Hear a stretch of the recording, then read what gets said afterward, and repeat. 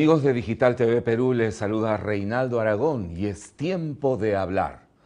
Tiempo de hablar en este programa en la siguiente hora de el referéndum que convocará a millones de peruanos este domingo 9 de noviembre. Un referéndum en el cual el pueblo tendrá que responder sobre 4 preguntas planteadas por el gobierno acerca de reformas constitucionales. Se supone que este resultado dará una respuesta para ir adelante con las reformas propuestas por el gobierno del presidente Vizcarra. Y para hablar de este tema estamos con representantes de organizaciones de defensa pro familia, doctor Juan Uchuya de Unidos Pro Familia, gracias. Hola Reinaldo, ¿cómo Uchuya, estás? abogado, y también Alejandro Muñante de la Red Nacional Pro Familia, también. Muchas gracias, Reinaldo. Hombres de leyes acá que nos van a ayudar un poco a entender qué es lo que está pasando, qué es lo que se está proponiendo y cuál sería, digamos, las repercusiones del resultado de este referéndum, que no es poca cosa. Por ejemplo, la primera pregunta: ¿aprueba la reforma constitucional sobre la conformación y funciones de la Junta Nacional de Justicia, antes Consejo Nacional de la Magistratura? La segunda pregunta es: ¿aprueba la reforma constitucional que regula el financiamiento de organizaciones políticas? Luego, la tercera pregunta es: ¿aprueba la reforma constitucional que prohíbe la reelección inmediata de parlamentarios de la República? Y luego, ¿aprueba la reforma constitucional que establece la bicameralidad en el Congreso de la República? Yo creo que la primera pregunta es de cajón. ¿Entiende la población, entiende la gente de nuestro Perú qué es lo que se le está preguntando realmente? Alejandro, por ejemplo, la primera pregunta: ¿aprueba la reforma constitucional sobre la conformación y funciones de la Junta Nacional de Justicia, antes Consejo Nacional de la Magistratura? ¿Qué es el Consejo Nacional de Justicia? Bueno, Reinaldo, claro, esa es la gran pregunta, si la gente sabe lo que está votando, ¿no? Si la gente siquiera ha podido informarse sobre qué cosa es la Junta Nacional de Justicia, dice antes Consejo Nacional de la Magistratura, ni siquiera se han enterado de qué cosa es el Consejo Nacional de la Magistratura y mucho menos vamos a ver sobre una institución que todavía no existe, que es la Junta Nacional de Justicia. Y realmente esa es la problemática que hoy en día se vive, ¿no? Un referéndum donde la gente va a ir a votar con los ojos cerrados, producto de esta situación emocional, ¿no? Donde el presidente ha podido aprovecharse de una situación de crisis política, crisis institucional, y que la gente simplemente está avalando la arbitrariedad, ¿no? O sea, solamente por darle la contra a un Congreso que está, digamos, mal visto por la población, la gente va y vota sin saber siquiera qué cosa significa esa Junta Nacional de Justicia, ¿no? Claro, es claro lo que estás planteando, es decir, todavía no ha sido creado este ente, nadie sabe sus funciones, si va a ser exactamente igual al Consejo Nacional de la Magistratura. Pero, doctor Uchuya, toda reforma de justicia tiene que ser algo consensuado, consultado, ¿no es cierto? Porque el Estado, digamos, las bases del Estado, las columnas del Estado, es la separación de poderes. Claro, uno de los principios fundamentales para una democracia es la separación de poderes. Y en eso se sustenta desde el nacimiento de esta institución hasta estos días. Debe existir un respeto del Poder Ejecutivo con el Poder Legislativo, el Judicial y así entre sí. Pero lo que hemos visto y hemos comprobado durante todo este tiempo es una actitud prepotente por parte del Poder Ejecutivo, liderado por el presidente Martín Vizcarra, respecto al comportamiento del Poder Legislativo y del Poder Judicial. Como bien ha dicho y ha apuntado Alejandro, aprovechándose de un hecho que es recusable por toda la población y por nuestros colectivos también, el proceso de corrupción no puede imperar en nuestro país. Y eso queremos dejar constancia en primer lugar. Nosotros estamos contra todo tipo de corrupción y el primer viso, la base, el sustento de una corrupción es corromper el corazón y corromper la mente.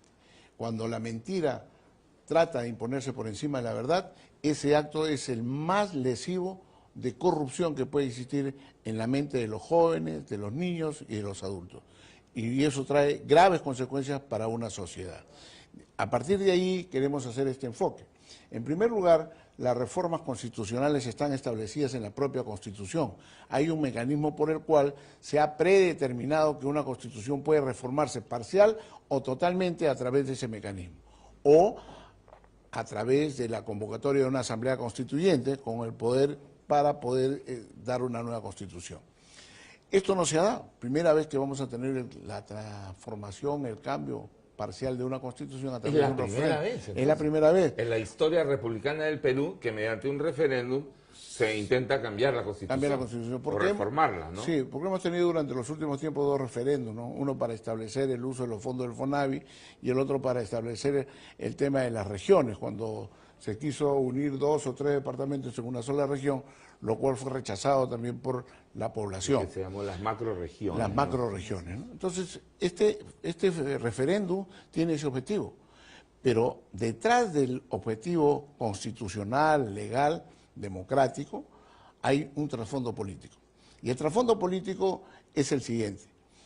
El presidente Vizcarra en su último discurso, del 28 de julio, dijo autoritariamente que iba a imponer la ideología de género antes del mes de diciembre. Dentro de esta decisión política se establece toda una estrategia. Primero, utilizar todos los mecanismos que socialmente puedan llevarle a nivel de popularidad, usando los medios de comunicación masiva y usando las encuestas. Y estos dos elementos son los que han generado la supuesta popularidad del presidente, lo cual yo tengo serias dudas. Pero también tiene otro objetivo, el empoderar políticamente, darle la solidez y la consistencia de un poder omnímodo sobre los otros poderes. Y por último, lo que quiere hacer este gobierno es tener bajo su control el Poder Judicial y el Ministerio Público. ¿Para qué? Para buscar impunidad, y lo digo con todas sus letras, porque el presidente Vizcarra está incurso dentro de una investigación por el caso Chincheros, que lesiona los derechos y el patrimonio de toda la nación. Pero ¿cuáles serían estos mecanismos? Porque con esta pregunta, digamos, si se responde afirmativamente, tendrían que, bueno, serían entonces, digamos, derogados todos los preceptos constitucionales, los artículos constitucionales que mencionan al Consejo Nacional de la Magistratura. Claro, a ver. ¿No es cierto? Y entonces, ¿y quién nombraría, digamos, a estos nuevos miembros de la Junta Nacional de Justicia? Vayamos por partes. Sí. En primer lugar, el gobierno se ha encargado de no difundir cuáles son los mecanismos, las consecuencias de responder estas 4 preguntas. El ciudadano común y corriente no sabe, porque no se ha difundido, que hay más de 50 artículos de la Constitución que van a ser cambiados. 50 Más de artículos. 50 artículos, pueden llegar hasta 60. Pero en estas 4 preguntas, solamente en el Consejo Nacional de la Magistratura puedes modificar el artículo 153, 54, 55, 56. Claro, todo lo que menciona el rubro. Sistema de justicia, Igual es para los parlamentarios, etcétera, etcétera. Tú llegas a responder 4 preguntas, pero transformas la Constitución con más de 50 artículos. Cuidado ahí, primera cosa. Segundo, que solamente en el Consejo Nacional de la Magistratura, hoy Junta Nacional Judicial, quien tiene el poder de nombrar, de ratificar o no ratificar a los jueces, fiscales y miembros de la OMPE, es este organismo. ¿Y que están nombrados por quién? Y tiene 7 miembros, 2 miembros de las universidades, una particular, una pública. Eso es lo que hasta ahora es, ¿no es cierto? El defensor del pueblo, que sabemos que es pro Vizcarra, ¿no? Dice nada de Chincheros, se calla en 7 idiomas, ¿no? El representante del Ministerio Público, del Poder Judicial, el del Colegio de Abogados, y en fin, son 7. Pero ¿quién tiene la Secretaría Técnica? La Gerencia General. La Gerencia General. Claro, ¿y quién? El Poder Ejecutivo, a través del MINJUS. Del Ministerio de Justicia. El Ministerio de Justicia. Entonces, ¿quién va a controlar el Poder Judicial, el Ministerio Público? Claro. ¿Y para qué? Para que no se ventile el caso Chincheros, para que no traigan a Toledo, para que no inculpen ni investiguen a Susana Villarán y a otros. Claro, bueno, ahí está la respuesta. Lo que pasa es que al conocer estos detalles, pues entonces inmediatamente después nos produce todo este tipo de preguntas, ¿no es cierto? Ahora, Así es. ¿no? Ahora, Alejandro, si al final está en las manos del Poder Ejecutivo, en esta Secretaría Técnica, la que va a seleccionar jueces, fiscales, aprobar, investigar a toda esta parte del sistema judicial, pues entonces se fortalece la posición del Ejecutivo sobre el sistema de justicia que debería ser absolutamente autónomo. Así es. Y sobre todo porque las personas que van a elegir a esta junta, a este consejo, van a ser personas netamente politizadas, puestos netamente politizados, y es más, la gran mayoría provienen del Estado, ¿no? Gente relacionada con las funciones estatales, ni siquiera de la sociedad civil. Exacto, por ejemplo, la Defensoría del Pueblo, lo que mencionaba el Poder Judicial.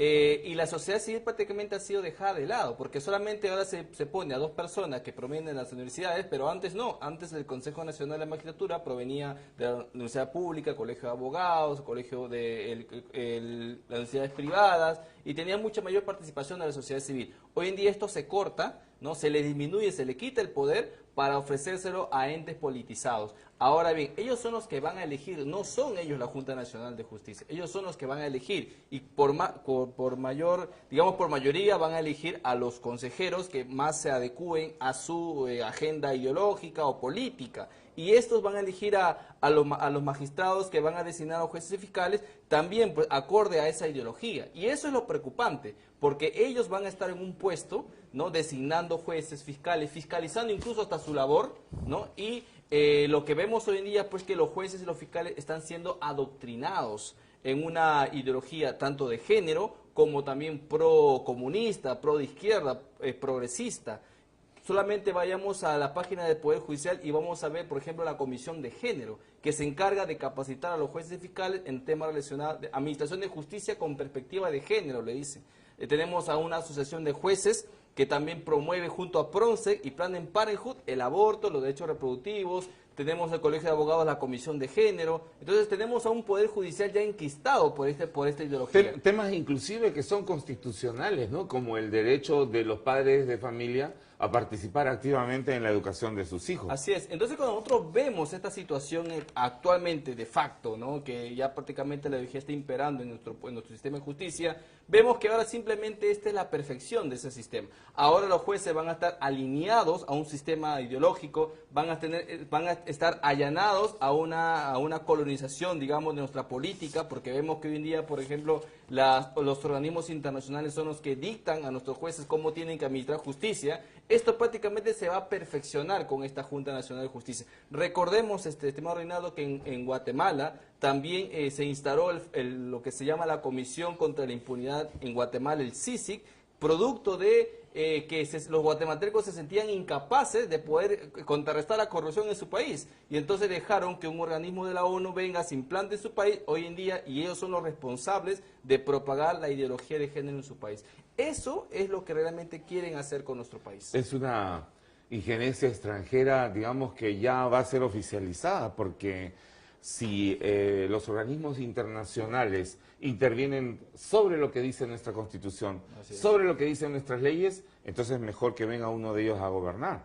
Así es, ¿No es cierto? Porque imagínese que un juez pues falle en contra de una opinión consultiva como la del matrimonio homosexual, apoyándose en nuestra Constitución. Así es, y apoyándose en nuestras leyes aprobadas por un Congreso, discutidas en un Congreso, que a usted le puede parecer bien o mal, pero tiene la formalidad de la discusión y de la aprobación por mayoría.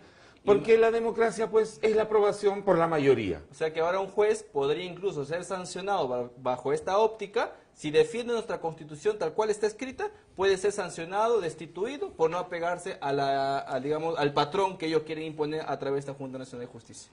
Bueno, entonces, se levantan las suspicacias, pues, ¿no es cierto?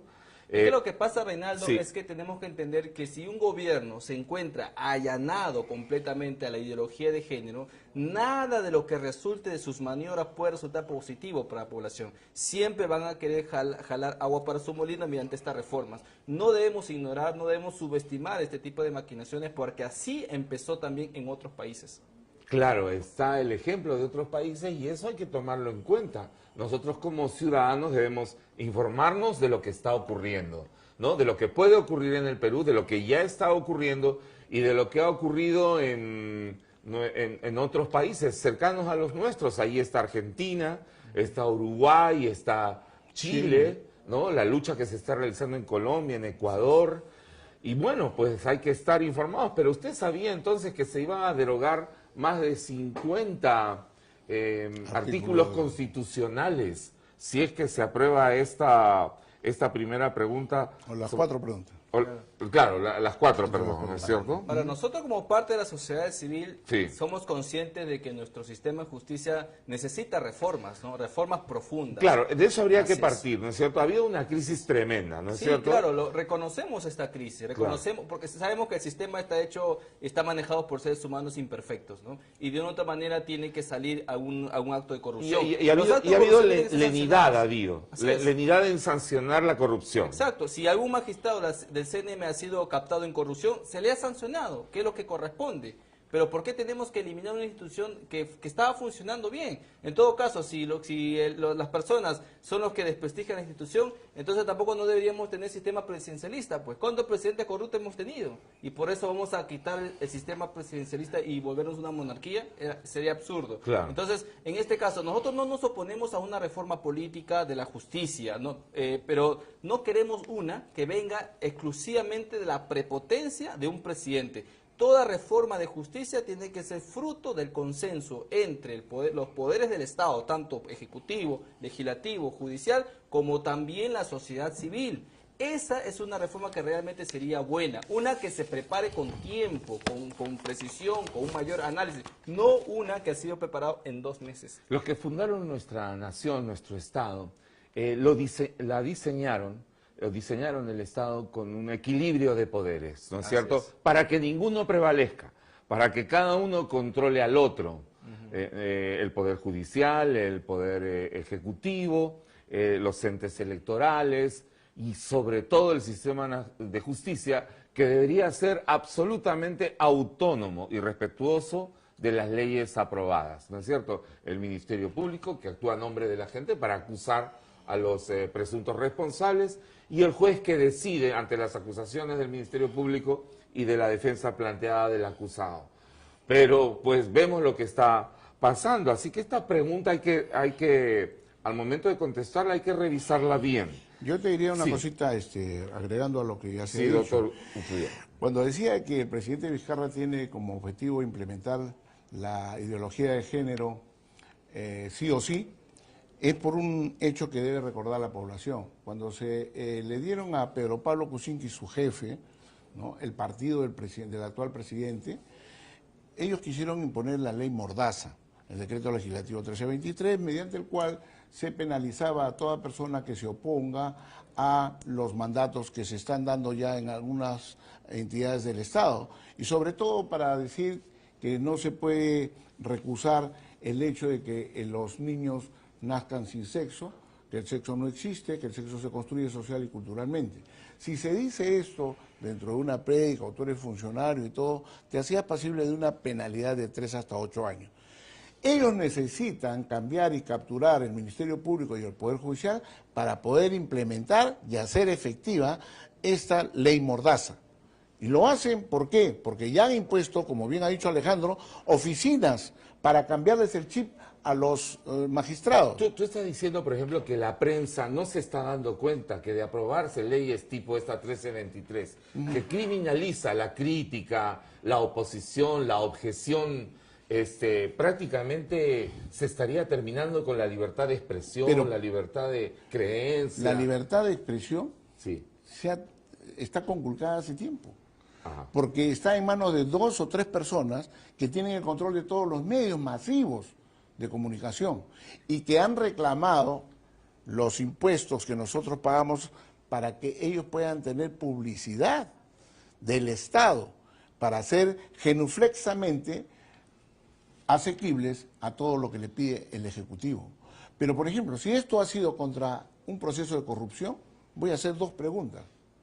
¿Cómo, cuando se produce una corrupción en el Ejecutivo, fresquito, el Ministerio de Cultura, cuyo viceministro se vio favorecido de una licitación, ¿no?, de una 350.000 y pico de soles, ¿renunció al viceministro inmediatamente? No. ¿La ministra le pidió la renuncia inmediatamente? No. ¿Actuó el presidente para sacar a la ministra? No. Recién hace 2 días. Se ha visto ya por la inmensa impopularidad de las redes sociales que reclamaba un acto del señor presidente de la República contra la corrupción que se da en el Ejecutivo. Recién lo ha hecho. Otra más, perlas. El Poder Judicial en el Callao ha soltado a más de 5 sicarios, uno de los cuales tiene más de 32 personas a las que ha asesinado. Le han dado libertad. ¿Qué te parece? ¿Y quién debería revisar esto? Por ejemplo, estas personas, que ha sido, es público y todo el mundo lo está discutiendo, pues han sido liberados estos sicarios. Pero el presidente del Poder Judicial. Claro. ¿No es cierto? ¿Y dónde está el órgano de control? ¿Dónde está el órgano Nada, de control? pues están abocados a aplicar la ideología de género y a decirle, sí, señor, Es que a Vizcarra. no hay CNM ahorita, Claro. no hay quien controle. En este momento, No claro, está existe. defenestrado Así es. el CNM. Ahorita Pero lo el que- OMA, Consejo el Nacional OMA de la puede Magistratura. funcionar, ¿no? Pero el OMA siempre pasa espíritu de cuerpo con estos jueces Ahí supremos, está la ¿no? corrupción. Entonces, ¿quién los va a controlar? Por esa razón es que ahorita los jueces están haciendo eso, se están preparando para toda esta maquinaria. Vamos ahora con la pregunta número 2, porque yo creo que ya hemos dado suficientes elementos para que la gente, para que nuestros televidentes puedan reflexionar acerca de esta pregunta número 1. Antes quisiera decirte Sí, que por las consideraciones que hemos dicho, yo voy a decirle no a la primera pregunta. claro. Igualmente. Bueno, y usted pues tiene que informarse para ver cómo responde a esta primera pregunta sobre la conformación y funciones de la Junta Nacional de Justicia, que antes era el Consejo Nacional de la Magistratura, pero que todavía nadie sabe bien cómo se va a conformar y cuál va a ser su ley orgánica y Sí, qué porque atribuciones van a tener. Es importante lo que dices, porque no solamente las funciones de esta Junta va a estar lo que está contemplado ahorita en la reforma. Eso va a generar una ley orgánica, donde se va a especificar con mucho mayor detenimiento cuáles son sus funciones, organización, facultades y todo eso. Y ahí puede estar metida la prepotencia también. Claro, lo que pasa es que la base de la democracia es la información. ¿No es cierto? Una persona, inclusive pues en el Jurado Nacional de Elecciones está la frase, ¿no es cierto? El voto informado. ¿Pero qué informado si no ha habido ninguna discusión al respecto? Vamos con la pregunta número 2. ¿Aprueba la reforma constitucional que regula el financiamiento de organizaciones políticas? El financiamiento público de organizaciones políticas, esto significa que de nuestros impuestos, mediante un mecanismo, se va a entregar dinero a organizaciones políticas que las que están reconocidas en el Jurado Nacional de Elecciones, ¿no es cierto? Así es, y justamente la precisión que acaba de hacer es la pregunta en realidad.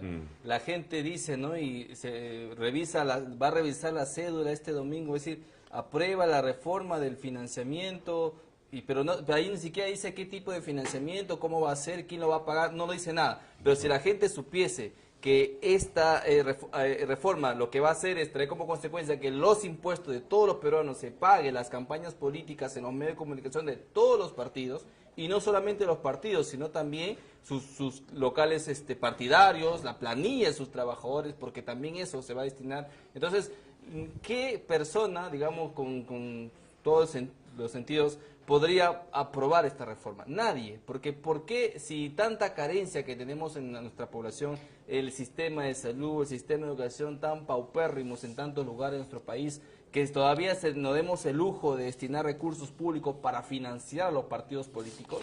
O sea, no hay derecho.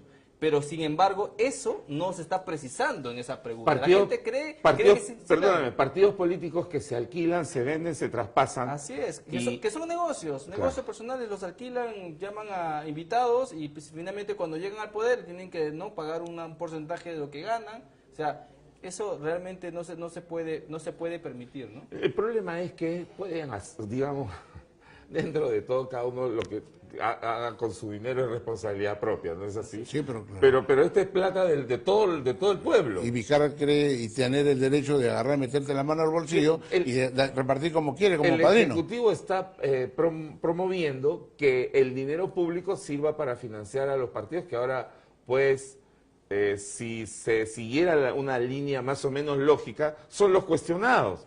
Pero entonces, si son cuestionados, ¿para qué se les va a dar más dinero? Porque lo que pasa es que no se entiende bien. A los amigos pro vida, pro familia, a los creyentes que todavía están dudando y pensando que pueden votar sí por esta pregunta, le tenemos que decir claro, si tú votas sí, con tu plata, amigo pro vida y pro familia, que no crees en el aborto, que no crees en el matrimonio homosexual, que crees en la familia natural, con tu plata se va a destinar recursos para que partidos como Verónica Mendoza y Julio Guzmán, que están abiertos apoyando el aborto y el matrimonio homosexual, sean elegidos, sean financiados. Eso es lo que la gente tiene que saber. Así es. Yo creo que también a esta pregunta hay que decirle no, pero con mucha convicción, teniendo en consideración que en primer lugar nadie puede meterse contra la libertad de un ciudadano para decidir su filiación política. Vale decir, eso es lo principal. Pero claro, todos los ciudadanos tenemos el derecho, ¿no es cierto?, de libremente, participar o no de o no participar en ningún partido político. Claro. Pero yo, ¿cómo puedo financiar al Partido Comunista si tras de todos los dirigentes hay un discurso que ellos están sosteniendo, incluyendo a un fiscal que se encarga ahora de la investigación de muchos casos de corrupción? Al decir que los senderistas, los terroristas son guerrilleros, que son miembros de un partido político, que fueron parte de una conflagración política. Esto yo no le doy un sol, salvo que algún ciudadano crea que Vizcarra le está diciendo que con su dinero va a darle solamente a los partidos que están limpios o con manos limpias. No hay ninguno, bajo lo que estamos viendo. Pero claro, debería plantearlo previamente, ¿no es así? Porque discusión, sí, por eso digo no. Sí, precisamente pues se está cuestionando a todos los partidos, claro. y ahora se les está diciendo de que van a recibir dinero, porque tendrían que hacerlo inmediatamente, ahora, ¿no? Fiscalizar el financiamiento de los partidos políticos por entes privados, que es la raíz, digamos, de esta reforma, ¿no? Al verse que el narcotráfico, la delincuencia ha financiado partidos políticos, pero para eso pues se necesitan leyes mucho más firmes, se necesita proyectos que lleguen a una mejor fiscalización de estos ingresos. Se puede hacer muchas cosas sin necesidad de reformar la Constitución, ni hacer que todos los peruanos paguemos nuestra plata a los partidos políticos. Claro, y además, ¿de qué independencia hablamos de los organismos que tienen que ver con las elecciones, de los organismos electorales? Si hace nomás un par de días se ha difundido el video de una funcionaria de uno de estos organismos electorales haciendo publicidad para responder afirmativamente a este referéndum. Y ahí está el video y no ha pasado nada. Ahora también, ¿alguien dudará de que esto también no propiciará de que los partidos políticos de una u otra forma se sientan que tengan que estar allanados a las políticas del gobierno para no perder el beneficio? Claro. A ver, yo te hago una sola pregunta al ciudadano. Si usted quiere financiar al partido PPK, que ha sido, cuyo presidente, fundador, el jefe del Martín Vizcarra, se encuentra cuestionado judicialmente por los actos de corrupción. Usted quiere darle dinero al partido de Toledo, al comunismo, para que implante el comunismo en este país. ¿Usted quiere con su dinero hacer eso? Dígale no. Claro, porque debería, el que quiera pues apoyar una causa, le parece bien, vaya pues y se matricule con su dinero, con su plata, y lo saque de para su su bolsillo, propio partido. claro, pues, y entonces vea en su presupuesto, digamos, familiar, darlo. Pero ¿por qué nosotros tendríamos que financiar a partidos que, según usted mismo, no lo representan? Así es. ¿No es así? Y además, ¿quién va a fiscalizar? ¿Cómo va a ser? No se dice. ¿A cuánto se le va a dar? Imaginémonos nomás, ¿el presidente Vizcarra tiene partido o no tiene partido? No tiene partido. Claro. Ahora, ¿quién es el más interesado en este financiamiento público en los medios de comunicación? Bueno, ahí está. El señor Graña está contento. Así es, mira, pero fíjate una cosa, esto ya está legislado, ya está el aporte del Estado a los partidos políticos. Ustedes ven ese mensajito que viene, dice programa pagado por el Estado, sus 5 minutos, 10 minutos de televisión. Eso claro, para la todo. franja electoral. La franja electoral ya existe, pero ojo, no dice nada la reforma constitucional del aporte voluntario de la empresa privada y aportes privados, no lo dice. Entonces, ¿de qué estamos hablando? ¿Para qué cambiar la Constitución si esto se puede regular mediante una ley? Claro, estamos entonces proporcionando información acerca de esta segunda pregunta. ¿Aprueba la reforma constitucional que regula el financiamiento de organizaciones políticas? ¿A usted qué le parece? Que de sus impuestos salga dinero para financiar propuestas políticas, partidos, movimientos que no lo representan, que están en contra de lo que usted cree, plantea, y en contra de lo que usted cree que deba ser el gobierno que va a legislar, que va a gobernar precisamente sobre nuestro país? Esa es la segunda pregunta. Vayamos con la tercera. La tercera planteada es: ¿aprueba la reforma constitucional que prohíbe la reelección inmediata de parlamentarios de la República? La reelección inmediata. ¿Cómo estamos con Bueno, eso? yo a la segunda pregunta también le digo no, pero a esta tercera también le voy a decir no, y le voy a decir el por qué. En primer lugar, el ciudadano en el Perú no es un ciudadano incapaz.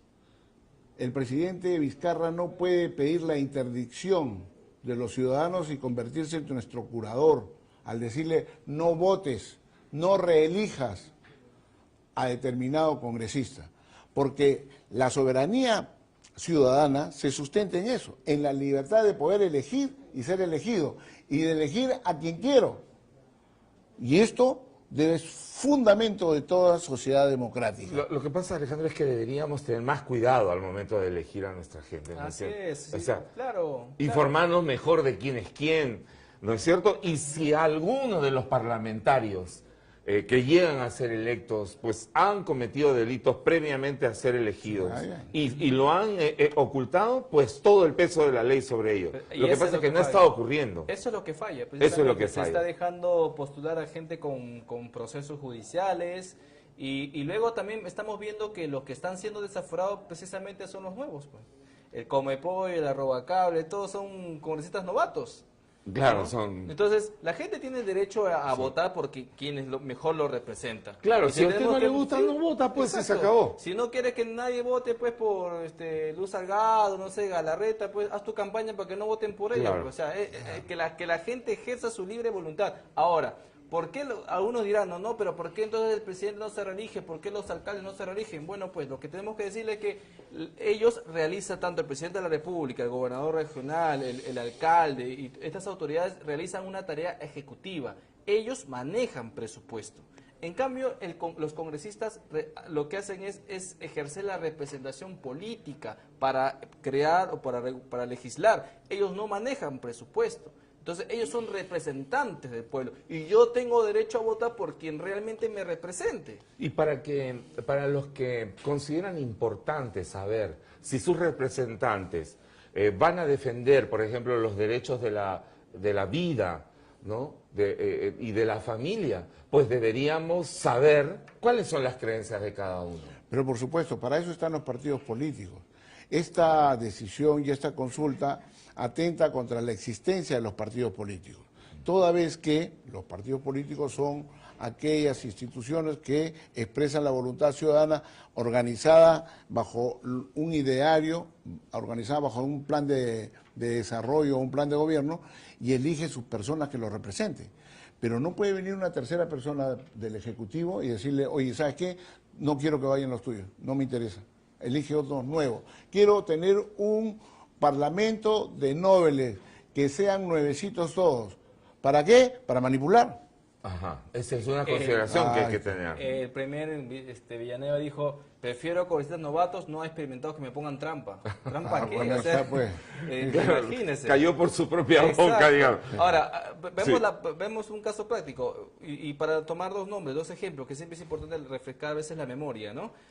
Dos ejemplos, el congresista Rosas y el congresista Tubino. En la legislatura pasada, ellos lucharon para que no se aprobara tanto la unión civil como el aborto. Hoy en día están haciendo lo mismo. ¿No tengo acaso yo derecho de seguir votando por ellos? Claro, por supuesto que sí. O por cualquiera que represente las expectativas que usted tiene.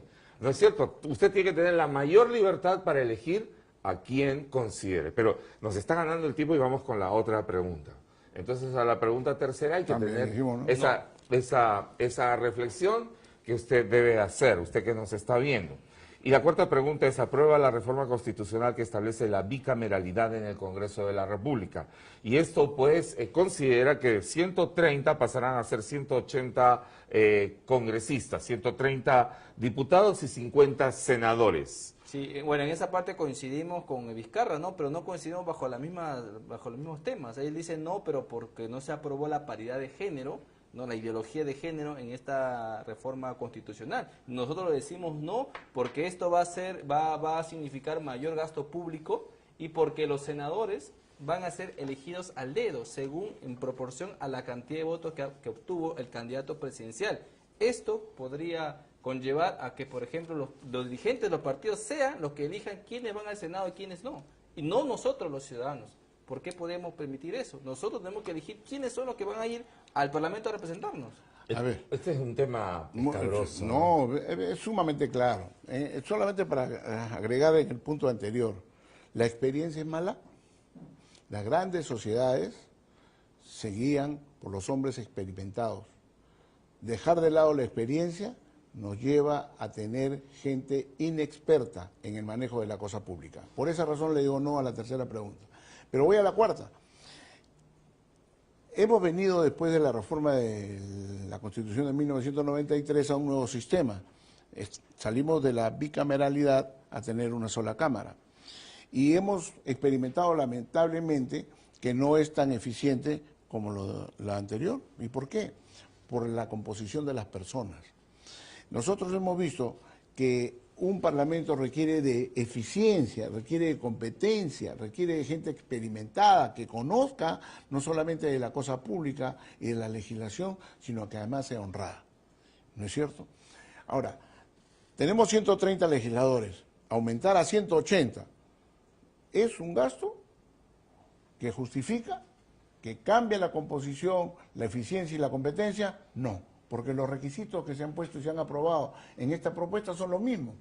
Si hubiesen puesto, por ejemplo, decir que no puede entrar ninguna persona que no tenga un título profesional, que no tenga antecedentes de penales, judiciales, ni policiales, ni una multa de tránsito, bueno, ahí hay un buen filtro, ¿no? Hasta condenas, ¿no? Nadie que tenga condenas. Que haya sido condenado. No puede, pues, no puede. Digamos, bueno, pues, en yo delitos comunes, ¿no? una cosa así. O en lo que sea, pero hay que poner un filtro, pues, para no tener el Parlamento que lamentablemente hemos tenido. Estas reformas, ¿no? Sí, o que tenemos, ¿no? Sí, estas reformas no van acompañadas de propuestas alternativas. Claro. O sea, no hay una mejora. Ni una discusión. Exacto. ¿no? Dice, que no se reelijan los congresistas, ya, pues, ¿cuál es la alternativa? Claro. ¿Vas a implementar una escuela política en las universidades, en los colegios?